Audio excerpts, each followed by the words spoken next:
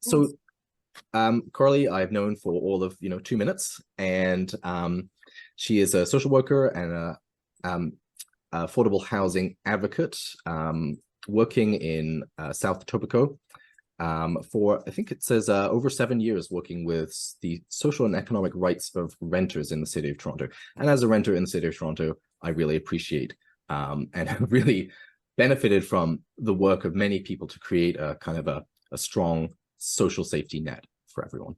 And Carly serves as the project manager for Lakeshore Affordable Housing Advocacy and Action Group. And you're going to have to tell us how the acronym is pronounced, because I'm curious about that. So we're looking forward to hearing from you and from the rest of your team. Awesome. Thank you so much, Peter. And thanks for everyone for coming today. We're really excited to talk about affordable housing in South Etobicoke. It's one of our all of our passions, and just something that we're really grateful for the platform to talk about. And you pronounce it LAHAAG. That's how we say it. And so, yeah, I have 3 colleagues here as well. So maybe I'll leave it to them to introduce. So Jasmine, if you want to go first. Yeah. Hey, good morning, everyone. Welcome. My name is Jasmine Jew. I work for LAMP Community Health Center, and I've been living in the South Etobicoke community for over 4 years. My work here at LAMP is in health promotion, which is a lot of community development, and love the work.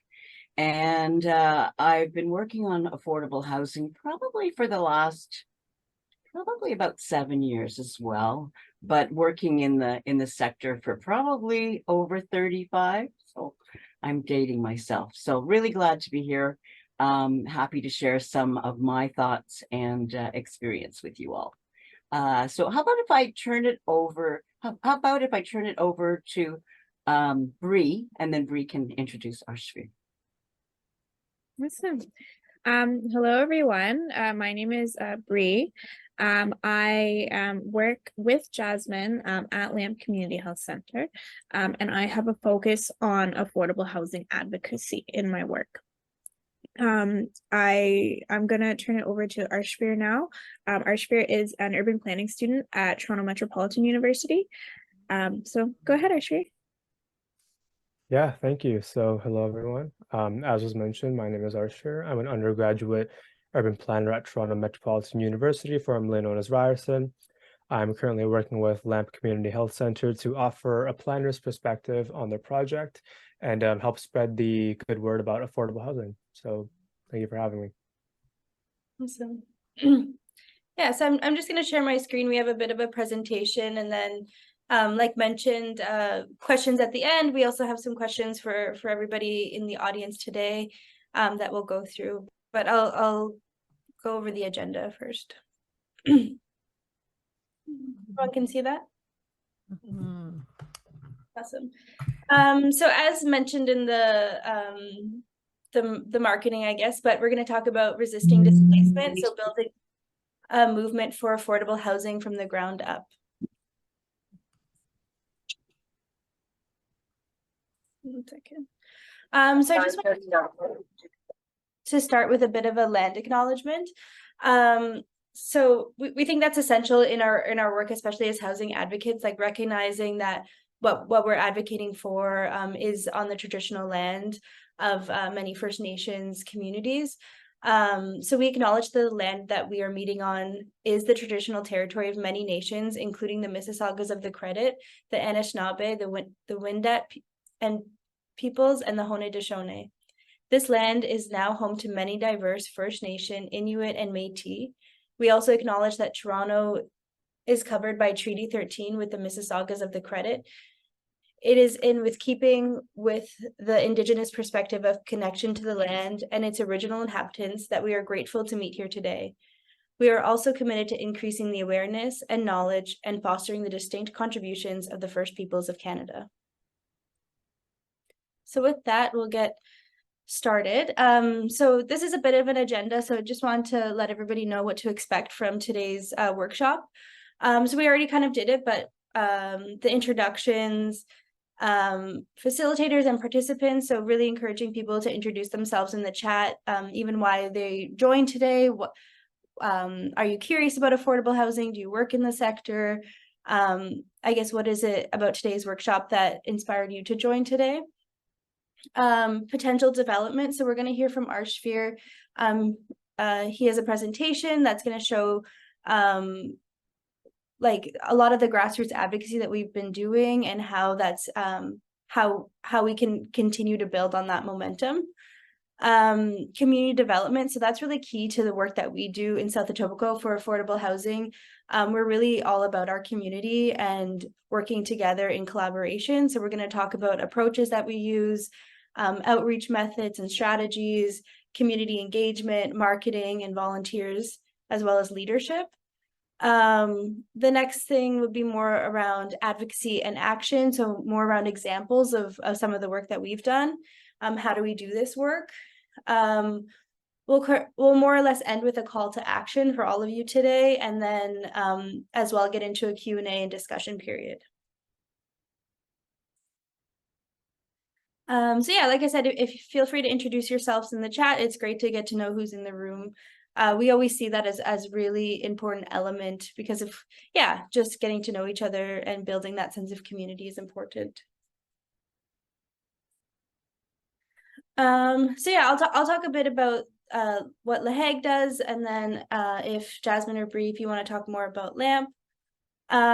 So I just put our mission here. So our mission is to support our neighborhoods to locate, protect, and develop safe, secure, affordable housing. So I'll get more into what we do in a minute, but if Jasmine or Bree, if you want to talk about LAMP. Okay, well, we're a leader in promoting and advocating for physical, mental, and social well-being through inclusive, integrated community programs and healthcare services. We're a community health center, and we do our work based on the social determinants of health. So having issues with affordable housing is a social determinant of health. Poverty is a social determinant of health. So we're really a nonprofit charitable agency that focuses on integrating clinical services, which would be primary health care, health, clinical health, with community programs and services that meet the needs of the community. And LAMP's been around for probably about 45 years now, grassroots organization, and we're still beating the pavement, doing grassroots community development work 45 years later with some methods that were used a long time ago as well. So we're very effective and very community-based, and we're really happy to be here. Thank you. Awesome, thank you. Yeah, LAMP is definitely a powerhouse in our community of South Etobicoke, and you know, always looking to their leadership on how to do this work effectively, especially while working in community. So yeah, I'll talk a little bit more about LAHAAG, just for some context. So our group is grassroots, it's resident-led coalition, and it includes service providers, community organizations, community leaders that are all working towards housing justice and housing equity in South Etobicoke. So we've been engaged in community development work around housing issues. Sorry, this should be updated. It's actually like over 5 years now, since about the tail end of 2017. So we meet and host community events around different topics of the affordable housing crisis every first Wednesday of the month, typically at LAMP Community Health Center in their community room, and try to respond to housing issues through advocacy and action. So yeah, I'll give a bit about how we started in a minute as well. But some of our areas of work, we try to work for the realization of housing as a human right. So how do we do that on the ground through community development efforts? So a lot of that, we see affordable housing as like multifaceted. So it's not just in the building and creation of new units, but it's also in the preservation of the existing units that we have. It could be around maintenance and repairs. It could be tenant rights. So typically right now, like the main way to have affordable housing is to live in an apartment for a while and have rent control. So we also want to make sure that we're working on multi angles, where we're advocating for new affordable housing options to be built in our community, but also in the interim, how do we keep people from being displaced or evicted in their current place? And we think a lot of that is through education. It's through capacity building of tenant rights. Right now, we've really focused a lot on like tenant associations in our community. So how can we get tenants in the same building talking to each other? How can we get them more organized? What is our role in education? So kind of looking at those things. We also do political advocacy. So we've been meeting with our reps in our community, so the MPP, the MP, and our city councillor, to be like, okay, this is the issue our community has identified. How can you help us to solve this? We've also started the formation of a land trust, which Bree will talk about more in a little bit, but that's also a long-term visioning, like how can we acquire either money or land to build the affordable housing options that we've been advocating for. So we do like short-term and long-term visioning, and I'll talk about this more later as well, but it's really important that you work on both. Like you need some short-term wins, you need some short-term capacity building, but you also need that long-term vision. Like what are we all working towards, and where do we want to be in 5 years, in 10 years, and like, you know, and maybe the end of it is that we don't exist because there's already affordable housing options. That would be obviously the ideal. But I think the most important thing that we do is engage directly with our community and listen and respond to their needs. So we don't just like make up, you know, what we think the issues are and then try to work on stuff. We're hearing directly from our community. We create platforms and avenues for feedback, hear what they need, and then try to make a plan around, okay, how can we fill that gap? Is there a way, like, is there a role for us to play in that? So this is just like a brief timeline, but so basically we started at LAMP Community Health Center's AGM in 2017. So many community residents at that time were identifying housing as the main issue that they were experiencing. So either displacements, evictions, skyrocketing rents, not being able to access apartments. We've seen very often that people who have lived in South Etobicoke for a long time, or even, you know, recent community members, if they get evicted from their apartment, it often means displacement from the community, which often means just a lack of being able to access some of their basic needs, which are, you know, if they have their doctor's office here, if they have childcare, if they have their like children's school here, just their community, their family, their neighbors that they've built safety and trust with. So it's really really traumatizing to be evicted and to be displaced from your community and from places that you call home. So we just, like, that's what was really highlighted during, I think, that AGM, and going forward, you know, since then we've been hearing that as well. So from 2018 to 2022, we were fully volunteer run. So it was still doing a lot of the same work that we're doing now, but it was a lot more sweat equity, as they say. So gathering the community, still hearing their needs and taking on different roles that make sense, creating a leadership team that meets monthly as well. So like, how can we address this? How can we move forward? I'll talk more about volunteers after though. And so in 2022, in April, it was an exciting time because that was our first funded project. So we had applied to a grant to the Center for Housing Transformation, and got a grant based on the tenant work that we had been doing. So we got to really amplify that work during that time, and that's when I came on as the project manager. So we were at that time doing direct outreach to tenants, for, you know, especially at-risk tenants who needed support with either an eviction or maintenance, repairs, things like that. We were also doing like a bit of research on like what are potential sites for affordable housing in our community and gathering information on that. Yeah, and building the leadership capacity. So how can we build out our volunteer base? How can we develop skill sets to become leaders? Those were kind of the things that we were looking at that time. And then about 1 year later, we got our second funded project from the Center for Housing Transformation, which we're currently in that funded period right now until the end of December. But it was really like amplifying the work that we did in the first year. So now we're more focused on like tenant associations and the tenant organizing aspects, continuing to meet people where they're at. And yeah, like continuing our community meetings every month. We try to bring in like guest speakers and do something that will really help to get people the information and knowledge that they need. As well through this, being able to support the formation of the Land Trust Working Group, and being able to just be a bit more responsive in terms of what is coming up in our community and how can we action that.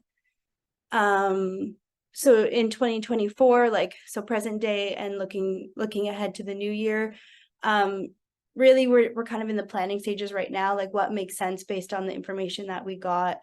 And continuing to do more of like the long-term visioning, which we'll get into with Arshvir's presentation. So that's just a bit of our history. I just want to put this quote because I think it's important to remind ourselves to never doubt that a small group of thoughtful, committed citizens can change the world. Indeed, it's the only thing that ever has. So even when you're feeling, that we're up against this huge mountain of advocating for affordable housing, sometimes it can feel really daunting and that it's going to take a long time. But at the same time, it's really important that we continue to mobilize and to keep going even when we feel sometimes discouraged. Okay, so I'm going to stop sharing my screen and then we're going to go into a development presentation. So I was going to introduce Arshvir. You can see from the timelines that we went, well, it's almost quite a few years to the stage where we are today, working on affordable housing. And, it takes a long time to grow a sort of an organization, and it takes a long time to really find out what it is you want to do. So one of the things that we say is that's important is to have a few wins and to really be able to get people excited. So we went for, let's say, two and a half years, just trying to find out what people were interested in, what their needs were around affordable housing. And then pandemic broke. So that really put a little bit of a wrench into things. But now we are really busy on lots of work, like the land trust, like the tenants, like the development of LAHAAG with a board of directors and all kinds of things like that as a community development project. So we thought it was really a great idea to show you today some incredible work that was done by Arshvir Dorka. He is an intern with us, an urban planning intern. But one of the things that we, from TMU, by the way, and one of the things that we have been working on is through LAHAAG is some potential government-owned sites where we could build affordable housing.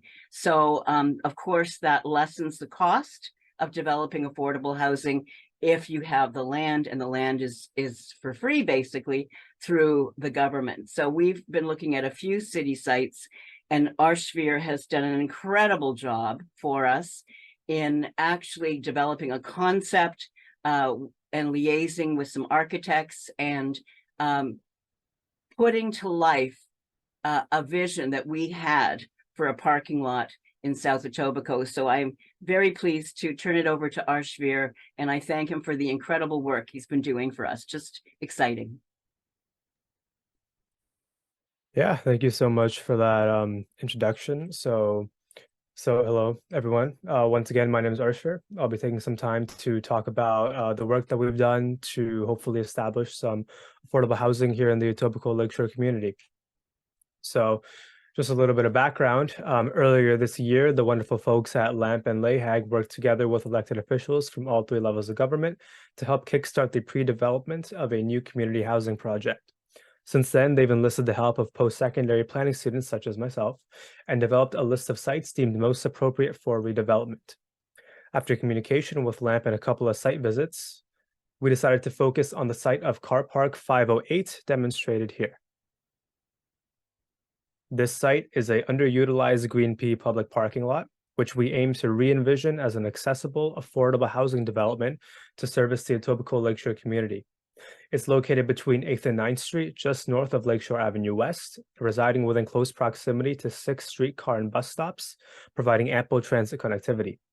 The site is situated within close proximity to existing supportive housing, including the proposed Canadian Helen Keller Center to the north. After much deliberation and planning, we developed the following specifications for the project. We are proposing the development of 2 6-story buildings, one fronting 8th Street and the other fronting 9th Street. The space between the 2 buildings should function as a community garden for residents of the building.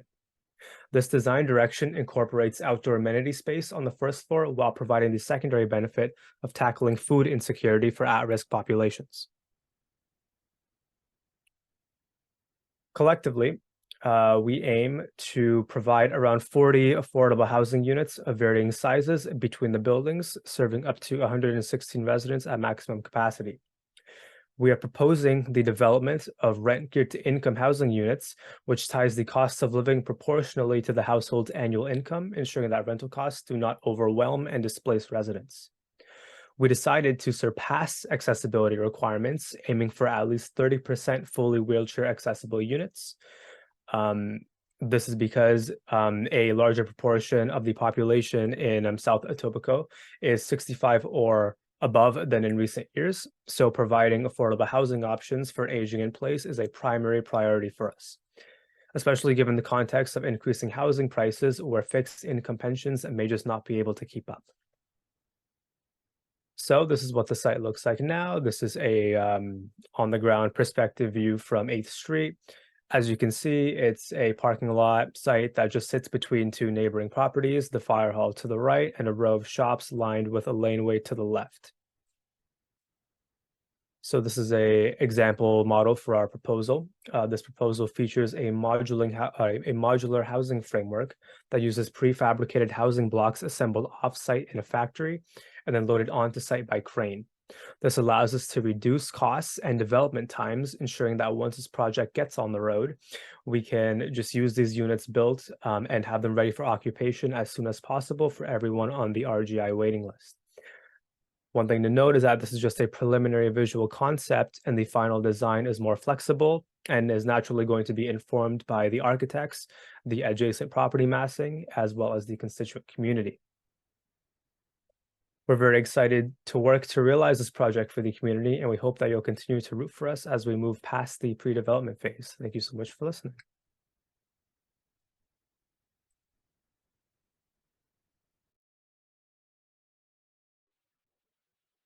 Thank you, Arshvira. Yeah, I think that presentation is, it looks really nice, and it really highlights a lot of the advocacy efforts that we've been doing. So it's sort of like, it's something that has been more tangible in the last few weeks.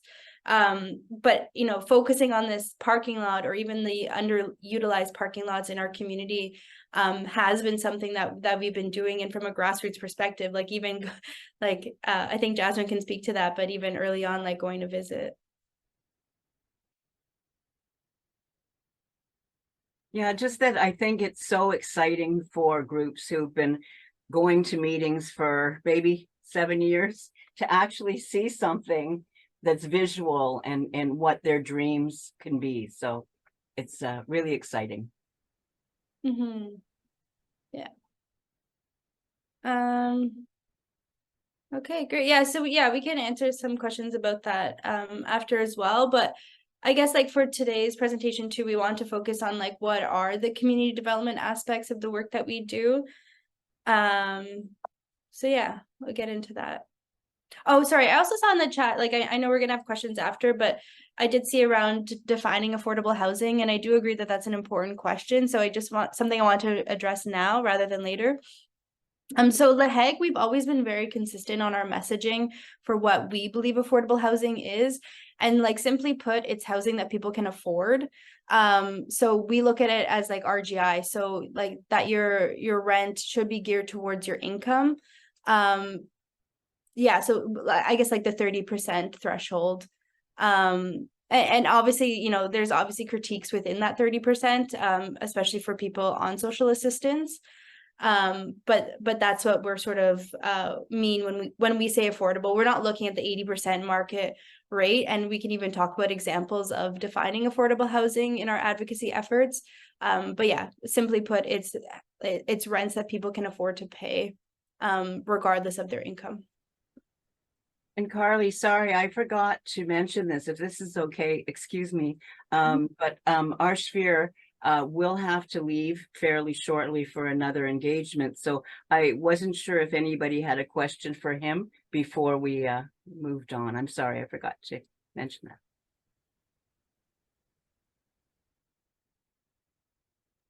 that. I do see some questions coming in the chat. Allison, you have your hand up, and I know that you put a question in too. Do you want to take a crack? Okay. Hi, it's Allison Kemper. Are there you didn't talk about long-term sustainability costs and whether those can be included in a plan for affordable housing. Do all of your choices have to be about the affordability, or can you actually spend some money on making sure it's zero emissions in the long term? Yeah, so that's a really, really good question, actually. And climate net zero objectives are something that's very, very important, not just to the municipality, but to the long-term functionality of urban settlements in general. Yeah, so our builder that we decided to, or are currently working with, we are aiming for a 50% increase in efficiency when compared to the baseline building. All of our design concepts are net zero ready based on like passive house specifications. You know, they meet Tier 3 Toronto Green building standards, all that good stuff. And a primary focus of us is to make sure that not only are these buildings affordable, but it kind of works nicely hand in hand, because affordable buildings, it's usually not hard to get them to hit your climate objectives as well. So that's also a big priority of us. Thank you for asking. Another question from the chat. How has this surrounding community responded? Is there any pushback from local businesses or homeowners? And if so, how have you addressed or dealt with that? I probably am best to answer that one. We live in a very diverse community, and actually one of the reasons we selected that city-owned site is right across the street is 1,500 units of nonprofit housing, the Lakeshore Village former Goodyear site. So I think the community is quite, warm to affordable housing, certainly from across the street. But honestly, this is still a concept and we're still developing it. We will have to do a little bit of work because not everybody loves co-ops. We love co-ops. We think they're the best thing around. But there are people. The area is undergoing gentrification, and there are some people who, feel that there's enough affordable housing, but we don't seem to think that. So there may be some work to do, but we're very excited about doing that kind of work. So I just thought I would answer that. I hope that's all right. Thanks.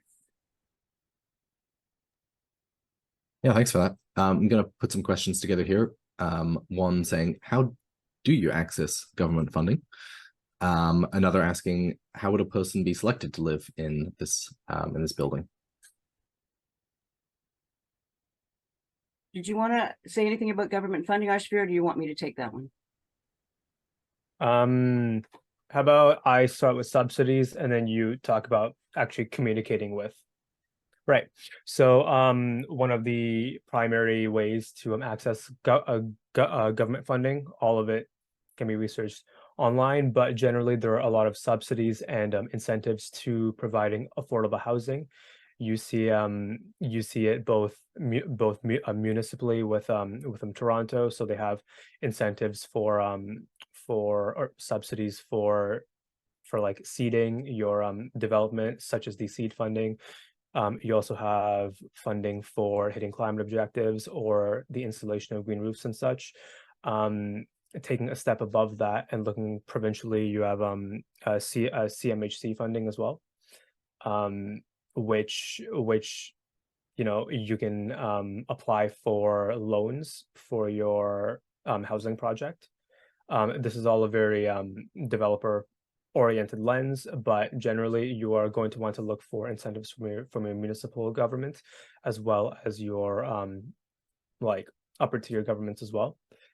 But another great way to get people talking and hopefully get some like face-to-face funding directly from your municipality is through communication, which I think Jasmine can talk a little more about here. Thank you. So again, we're just start working on how we would do this. CMHC is federal, but they have temporarily closed some funding that we would like to access, but there is some other funding. So we will be taking a look at that. There's no doubt that we need more funding. Absolutely, we need more funding. So this is part of the movement. We hope you'll all help us grow the movement, because we really have to pressure all levels of government for more funding for things like co-ops. There's a reason why co-ops haven't been built in 50 years for the most part, and that is because there isn't the funding that was used to be there to help get off the ground. So we are looking for more funding, and we are hoping to pressure and grow the movement for more funding. Of course, we're talking to people like CHFT or the Co-op Federation as one of the prospective people.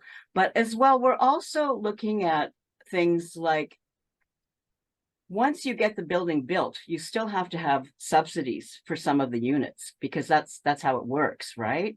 So a couple of ways to do that. First of all, you try to get some RGI allocation through the city. Secondly, you try to have some community partners. So there's lots of partners that are available, supportive housing agencies. For example, there's HouseLink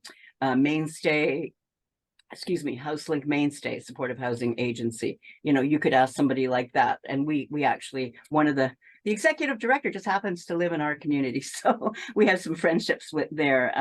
There is TNG.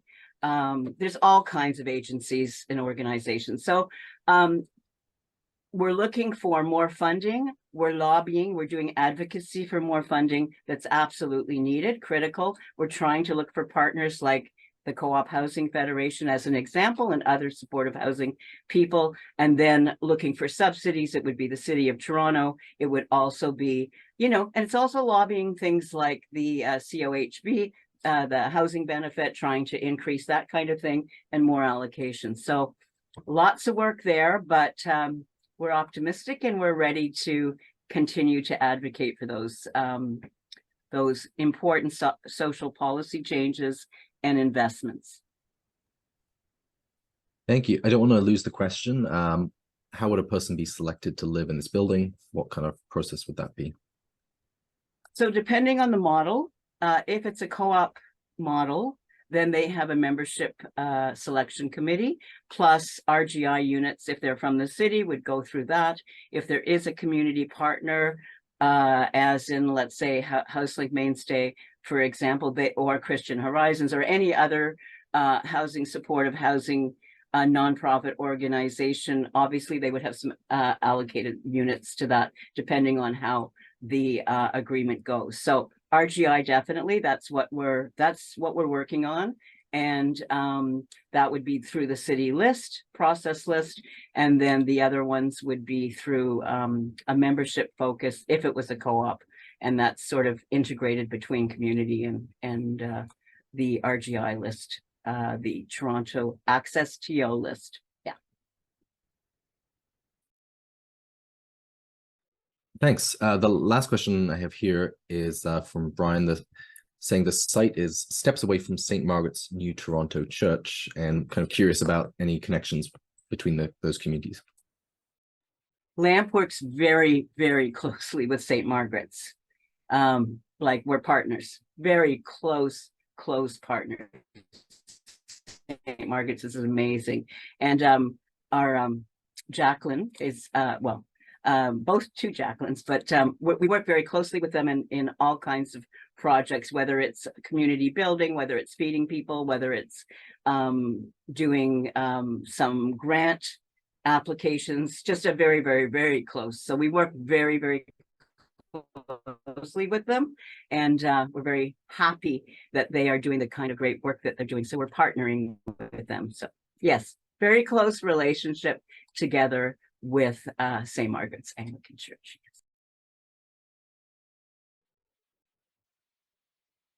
Thanks so much. I think we're going back to Carly to continue your presentation. Awesome.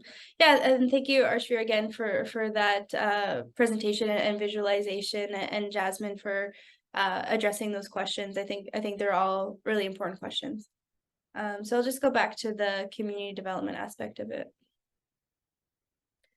So we're actually going to turn over to Bree to talk about some of our approaches that we take in community development. Yeah, thank you, Carly. Hello, everyone. So there are, there's no one size fits all pathway out of the housing crisis. And there's various approaches that you can take to affordable housing advocacy. I imagine this is true for advocacy in many forms as well. An example off the top of my head is that LAHAAG has a focus on tenant organizing, whereas the South Etobicoke Land Trust, which we'll discuss further shortly, has a focus on acquiring land for the purpose of affordable housing. So this is kind of a multi-pronged approach that we're taking, where we're all involved in discussions with one another, and we are on some level kind of the same leadership teams. But we are kind of diversifying our approach so that we don't put all of our eggs in one basket. Some organizations across the city will engage in rent strikes, where a large number of tenants will withhold their rent from their landlord until certain kind of conditions are met, such as building maintenance or the reduction of above guideline rent increases. This has been quite successful in neighborhoods with high-rise buildings close to one another. However, the geographic landscape of our community is very mixed, with tenants living in a variety of housing. You'll have a lot of tenants living in houses or in basements, in low to mid-rise apartments, and a very limited number of high rises. This geographic landscape makes organizing a rent strike a lot more challenging, as tenants are physically spread apart from one another. So what works for one community might not work for another. And so you really do have to know your target audience and have a good understanding of your community. Identify where gathering spaces are in your community, and identify where where people hang out. This could be something informal, like for instance, we have a McDonald's that just everybody in the community is at the McDonald's sometimes, right? So this is a very key gathering space. Also identify opportunities for collaboration. So as someone asked in the chat earlier, St. Margaret's New Toronto, that's another gathering space for our community, right? And that's a key collaboration opportunity that LAMP does take advantage of. And also identify where you may be missing people. So a key example of this is physical outreach. So putting posters on poles for the community to see. That allows us to reach members of our community that might not have internet access, who might not be active on social media, or who might not be subscribed to an email newsletter. This allows us to have a stronger and more targeted reach than we will on social media as well. For instance, we put a post out on Instagram and Facebook and Twitter, and it will reach everyone unless you pay for advertising to specify a certain postal code. This will go out to everyone. So we could get a reach of, hundreds of people, or which is wonderful, but we have no real way of, without paying, of specifying where those people are. So if someone in, New York City is looking at our affordable housing post, that's phenomenal, but it's not directly connected to our organization and our activation within our community. I would also recommend identifying how political your organization can be and is comfortable with being. So for instance, LAMP CHC is a registered charity and we don't participate in partisan politics. LAHAAG, I think, has a bit more flexibility, but still a lot of funders will not like it if you are, actively engaging in critiques of government. For some organizations, though, this is a key way to build their base. An example is Justice for Workers, which is formerly known as 15 and Fairness. They get a lot of attention, and they get a lot of people joining their movement. And sometimes they use sort of what are seen as negative tactics. They'll call out elected officials by name. They'll organize protests outside of elected officials' offices. So that's not something that we organize or that we really take part in, but it does work for some organizations. Advocate for what your community will need, and this is a point I really want to underline: what your community says they need rather than your assumption of what they will need. So as Jasmine mentioned earlier, we spent a good maybe 2 years trying to identify community need and build a plan based on that. It would have been very easy for us as agencies to sit around a table and say, this is what the numbers show there's a need for, and this is what our presumptions are that there's a need for. But there's a huge difference in actually going out and talking to people, meeting them where they're at, going again to those meeting spaces, and bringing them into the conversations and allowing your community and your residents to lead your advocacy. Advocacy is very important, but understanding who you are and your positioning in your community and what you're doing there is just as important. I also want to underline the importance of consistency, which we'll chat about briefly later when we get into marketing. But here at LAMP and LAHAAG, we're not constantly changing or shaking up our messaging if it's not necessary to do so. So for over 5 years, we've been defining affordable as tied to a person's income. As Carly mentioned earlier, we typically use the 30% marker. We've been so consistent with our stance on the definition of affordable housing that when we were asked to participate in a press conference last November on potential changes to the city's definition of affordable housing, we were in good faith able to write and release a statement and participate in that press conference without having to consult our larger base because we already knew that we'd have their backing because it's what we've been saying for years.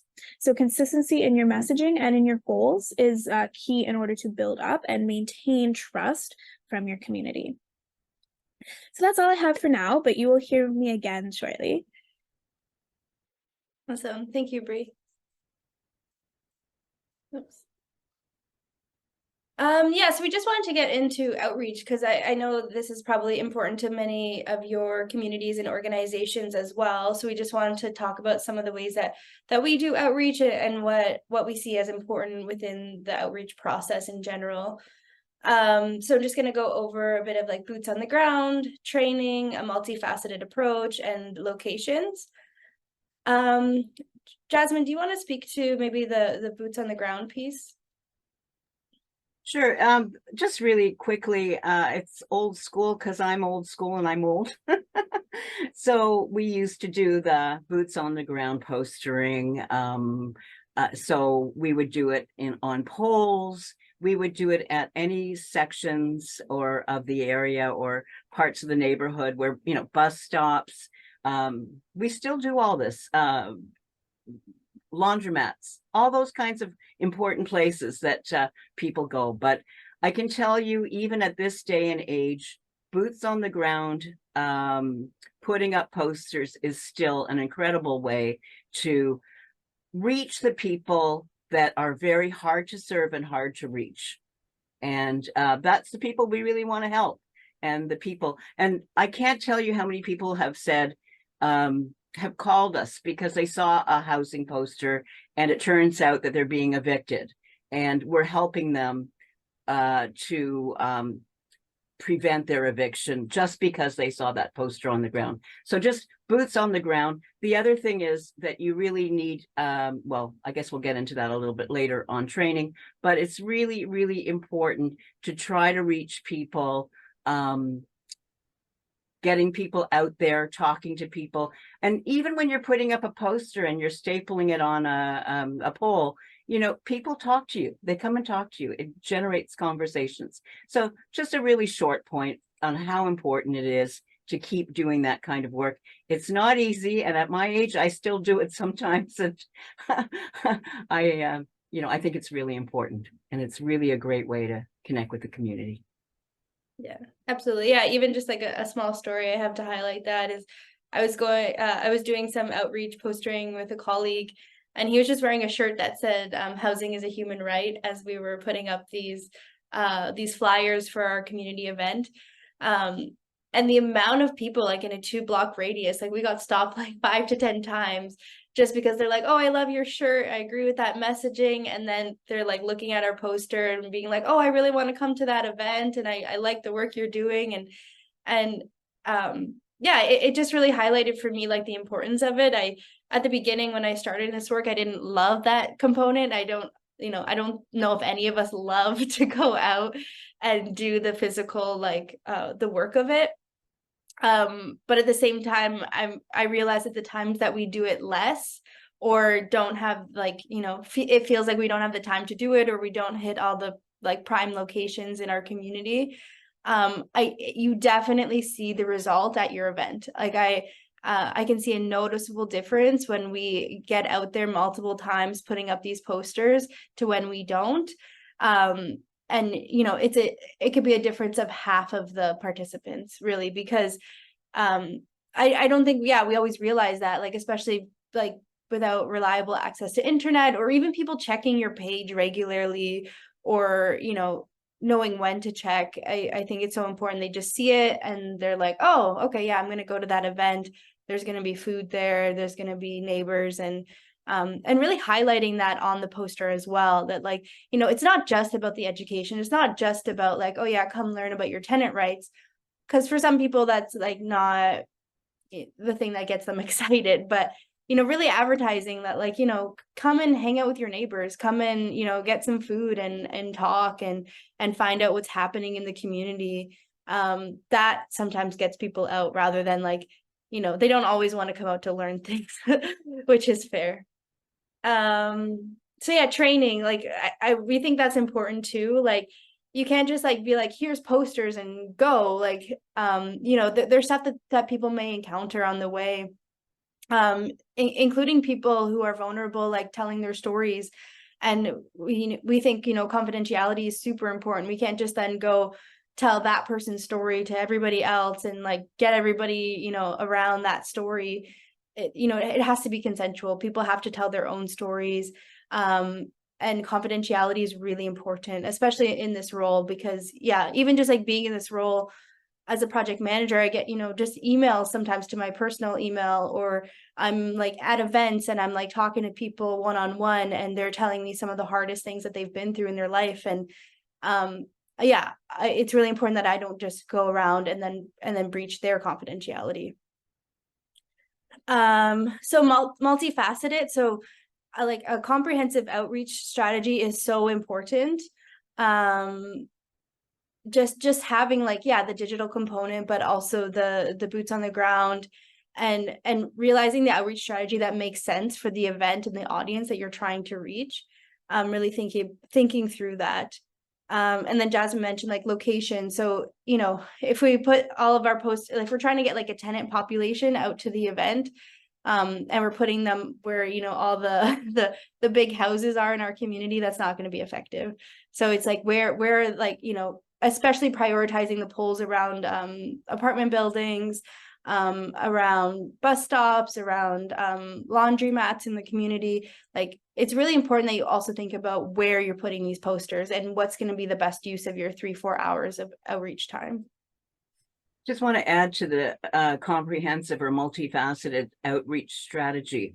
Outreach is probably the most important thing if you're trying to grow a movement or reach people, clients, or build affordable housing and gain support for it. So other tactics you can use include being at events that are happening. So for example, last week there was a Culture Link event where there was a celebration at the local library. So we had a table. Earlier this year, there was a Long Branch Tree Festival. We had a table there. So all those kinds of piggybacking on events and things going on in the community so you can broaden your base. And then the other thing is, you know, talk to the agencies and the organizations who are doing the kind of similar work or related work, and try to get to some of their events as well.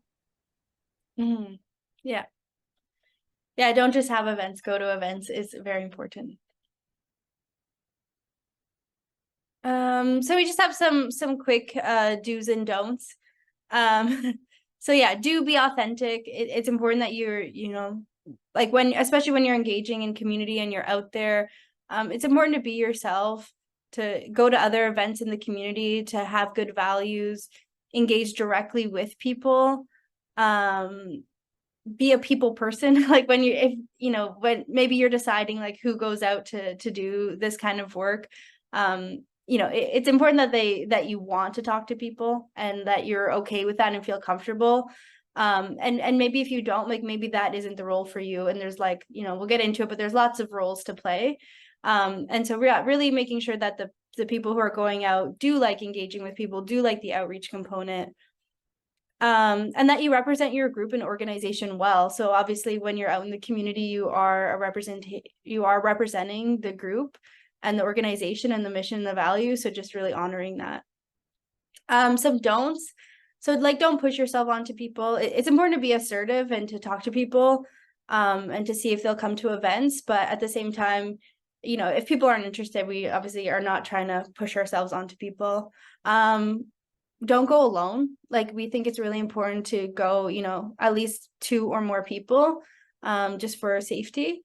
Don't be unprofessional. Don't gossip or spread information about people you encounter. So again, that confidentiality piece. Don't skip out on the postering. And don't be directionless. So yeah, like if you're spending 3-4 hours doing outreach, it's again important that you think about the locations that you're going and know where to go. So yeah, I just want to talk about community engagement. Jasmine, do you want to talk about this more? Sure, I can talk about community engagement. Someone just asked, is there a board of directors to the development of the project? So I thought maybe you should talk to that, and then I'll add on to the rest of it. Sure. Yeah. So, yeah, LAHAAG, like I said, we started as like just a group of people, who were interested in the community to advocate and fight for affordable housing. But as we've gone on and developed more, especially with the funding pieces, you know, we've been really lucky that LAMP has been our trustee.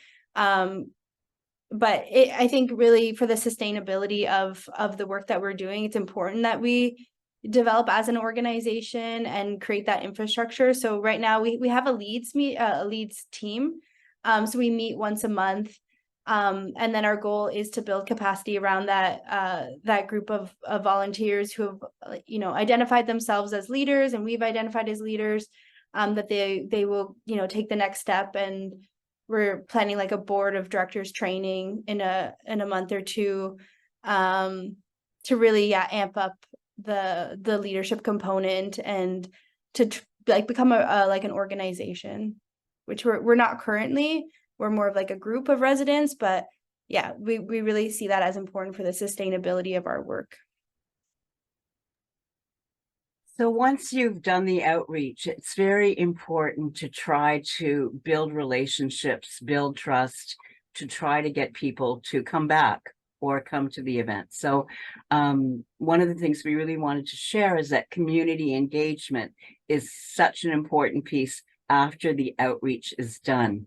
And so we wanted to share with you that it's really important to create opportunities for the people who come to your meeting or your event, to build relationships with them first, try to build trust, try to find out what their interests are, or as it says in the chat box here, stress listening. Sometimes people have some really a lot of stress and they're really going through some very difficult times, and being a good listener is something wonderful, and is really a good step to building relationships with people. So we just wanted to sort of point out that community engagement is a critical part of the work in growing a movement, in growing people for programs or events or anything that you want to have to build community and build community support.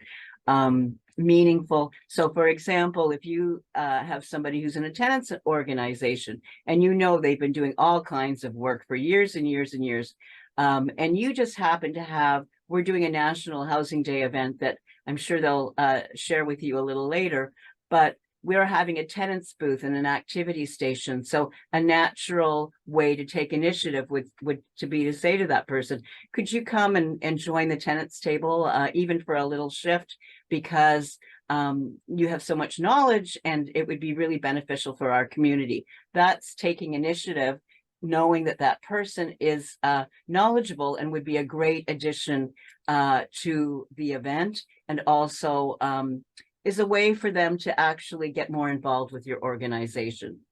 So that's what I just wanted to say about initiative. Yeah. So yeah, and I just put some other keywords here. So consultation, looking at it more broadly than like a city consultation or something like that. But I see consultation as anytime you meet with your community, anytime you're asking about their needs. And also like, yeah, like it was said in the chat by Michael, to listen, but then also to take that further and respond. So if I'm just taking all the information, oh yeah, tell me all your tenant issues, but then I just keep that with me and I'm not communicating about updates, I'm not doing anything about the issues that I keep hearing about, then it's like, you know, what is my purpose? What is my role in this? So really like taking the information, knowing that people, honoring that they took the time and energy to come out to your meeting, to tell you what's happening in their building, and then trying to do something about it, whatever it is. And maybe you can't do, you know, you obviously can't action everything. Collaboration. So it's important that we work together. That's with tenants in the community, even homeowners, it's agencies, it's staff, it's the city councilor, it's the MP. So it's everybody. Like it really takes a collaborative effort, and it, you know, especially around housing, it's not something that we could do in silos. Have fun. It's really, really important that you have fun. And there's different ways that we've built that into our event. So it's not just tenant rights workshops, but it's, you know, come out and do some trivia. It's have a games night. How can we engage in a way that's also fun and meaningful, and, you know, can even include children, and not just, you know, have the, you know, you need a babysitter in order to come out, but like, how can we also include the children in events? How can we, you know, could we have childcare if needed? Things like that. So really looking at the barriers to participation and the barriers to people engaging in the work. And the last thing in building relationships on community engagement is, you know, saying nice things to people, noticing nice things, encouraging them, recognizing whatever effort they've done. It goes a long way to just building relationships and engaging them. If they feel like they're wanted and that they're valued and that this is a good project that we're all working on together, that's just a great way to engage the community, to bring them from one step to another. Awesome. So yeah, I won't read these out, but just, yeah, some do's and don'ts. I'm sure there's lots of knowledge in the room around this as well. So yeah, I'll turn it over to Bree for some marketing tips. Yeah, I'm gonna be very, very brief here because it is already past 11:30. But the key thing I want to highlight in terms of your marketing is consistency. So just as I mentioned earlier, you know, don't shake things up unnecessarily. Make sure that people in your community have a good understanding for who you are and what you stand for. To the point where if someone was walking down the street and said, "Oh, what is this organization? What is this church?" The person that they're talking to could very easily, in like a sentence or two, give an accurate description of who you are, what you do, what's good about you. That's all I'm gonna say for marketing, just for time interests. Yeah. And just around this, like, we had a lot of strength after we even just developed a logo and a landing page. And that was really important. And now, you know, every time we have an event or we're partnered on something, even just putting that logo and letting people know where we're active, has been important. So even if it seems like an investment or it takes, you know, maybe you have to spend some money to pay someone, or maybe there's somebody in your community who is good at that. But I'd recommend, like, yeah, if you're starting a group and starting this process, that even just creating a logo and a landing page, website is important. We're not going to go too much into volunteers. I imagine there's many people in the room that know a lot about volunteering, so I'll just mention it quickly. Recruitment, we know, is important. We know it's an ongoing process. We can't just be like, hey, we have a group of volunteers, we're good to go now, because there's life comes up for those volunteers. There's, you know, their time and energy gets pulled in different directions, they get burnt out. So it's important that we don't just kind of become a little bit complacent on that we're always looking towards, okay, who is coming forward, who can help us, who's passionate about this, things like that. Retention, so there needs to be time and energy put into people who are putting in time and energy. Development, so identifying the leaders who can help lead this work, who's really identified with the values of the group.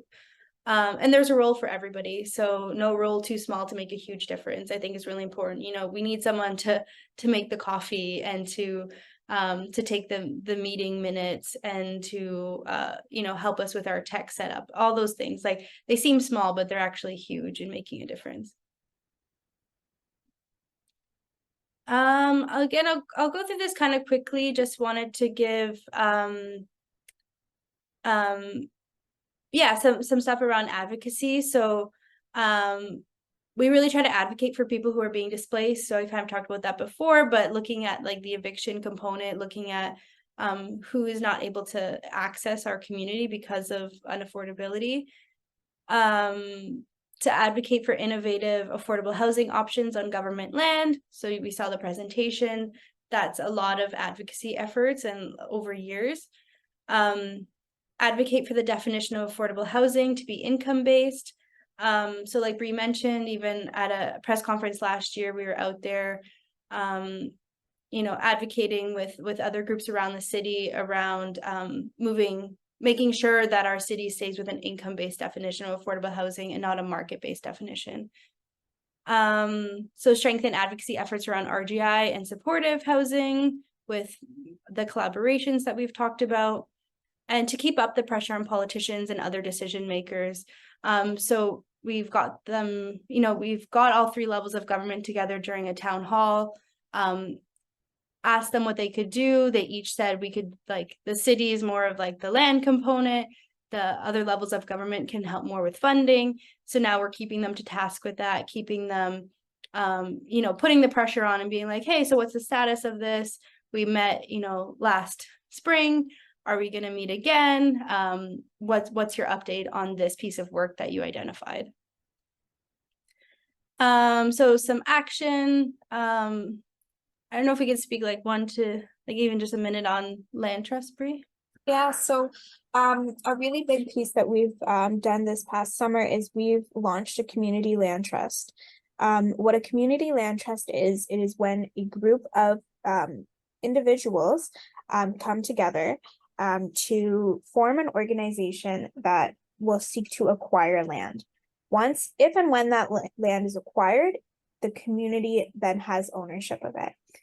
So the theory is that it's an organization with, that it's easy for anyone in the community to become a member.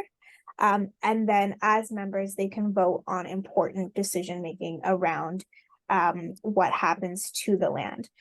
So this is often used for affordable housing, but it's also used for like cultural and heritage preservation. It's in Kensington Market. It's been used to keep significant businesses in the area that may otherwise be forced out by their landlords.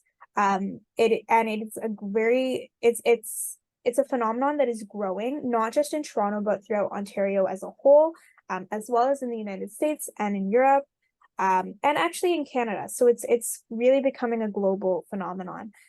So there may be a land trust already existing in your community, or there may be a group of advocates looking to put a land trust together.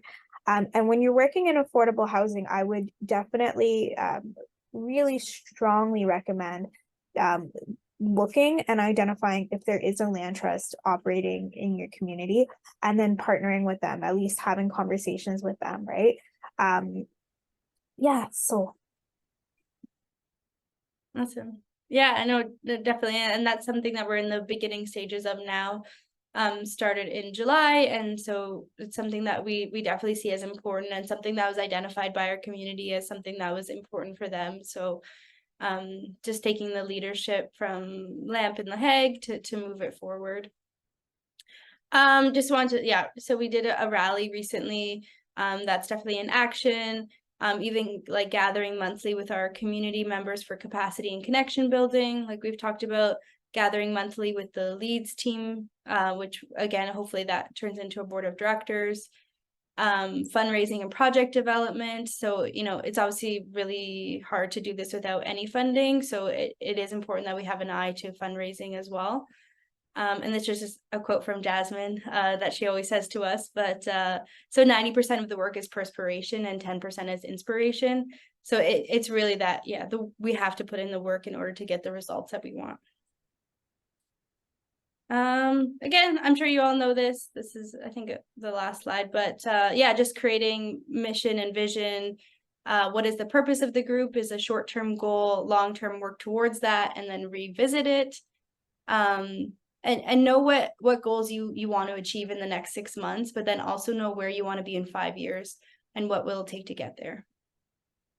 And I just wanted to mention about partners. That's the last thing that we'll share, is that St. Margaret's is such a critical partner for us in even more than food. I mean, it's a place where people can go who are being displaced. That's the theme of this conference.